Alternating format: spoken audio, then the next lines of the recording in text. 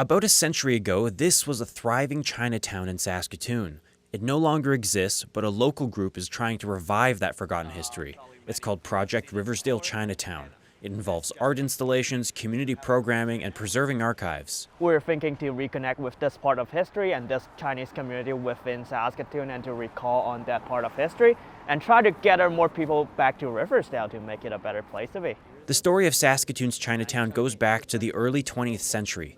That's when Chinese immigrants came over and set up businesses in what is now known as the River Landing area.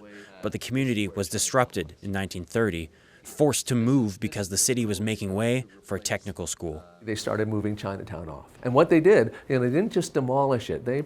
Back in the day, we moved buildings around all the time. And so most of those buildings were picked up and moved across the tracks, across Avenue A into Riversdale. Only remnants of that era remain, with Chinese businesses scattered through the Riversdale neighborhood. Unfortunately, they closed down during COVID, but this was once the go-to store for the Chinese community just to get their utensils, their bowls and chopsticks, and also good groceries.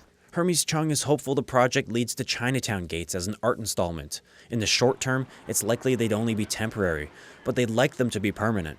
The group also has other ideas for engagement. That includes directing people to businesses or parts of the community that share art and information about the Chinese history of the area. We are trying to create different pieces of art that recall to this part of the history and the identity of us being Asian immigrants and also diaspora communities in Canada. I think Saskatoon offers this great platform for discussion and for the dialogues. Project Riversdale Chinatown is trying to secure physical location in the neighborhood. It would serve as a cultural hub for them to celebrate the past and plan for the future. Liam O'Connor, CBC News, Saskatoon.